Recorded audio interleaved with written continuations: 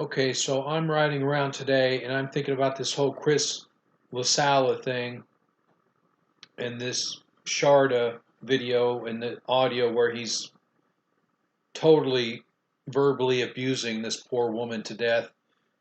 And then I start thinking about some of the other people who have come out of there even after they stayed there for a while and they felt like they escaped.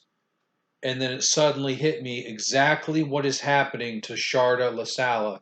And I'm not here trying to promote or uh, induce a divorce or something like that. That would be totally wrong.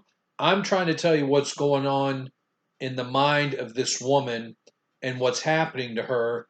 And we actually need to be praying that she has not taken on the same doctrine as Chris has, because if she has, she's a partaker of his evil deeds. But I'm talking about someone made a video where it sounds to me like Chris blasphemed the Holy Ghost. And as any believer knows, there is no forgiveness for blaspheming the Holy Ghost. But Chris might be so above reproof, so filled with pride, so arrogant, so controlling, so power hungry, that he has no clue nor does he care if he even thinks he's under the curse of God. He somehow thinks he's above it. So here's what's going on with his wife. Stockholm Syndrome. Stockholm Syndrome is a psychological response. It occurs when hostages or abuse victims bond with their captors or abusers. This psychological connection develops over the course of days, weeks, months, or even years of captivity or abuse. So she comes out later after this verbal abuse video is found that someone recorded. And she comes out and basically says it's all my fault, which sounds exactly like a victim, like a Stockholm Syndrome victim. Basically saying that Chris is the victim and it's all her fault that he acted like that.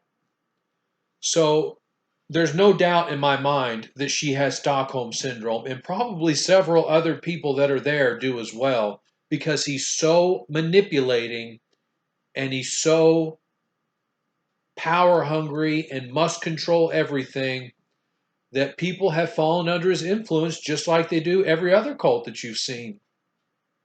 So don't believe me. It doesn't matter. Here's what I'm trying to say. Look at what's happening and look at this poor woman and what's going on, and that she's coming out and saying it's all her fault, that he basically is threatening to beat her life. So look at all the videos of different born again believers who are exposing Chris LaSala and think to yourself for a moment, how is it that there's one or two or three, maybe that's possible, but when there's several by several different people, that should tell you something. It's not just a coincidence. We didn't just all get together someday and do like a Zoom call, like 15, 20 of us, and say, hey, let's get together and make an expose of Chris LaSala that he's a cult. I was going around last night and someone else had compared it to the Waco incident. This was before I'd even seen his video, and I compared it to the Waco incident. So it's not a coincidence when there's several people that are calling this out for what it is, a cult. And Sharda, dear friend, if you hear my voice, you can get help.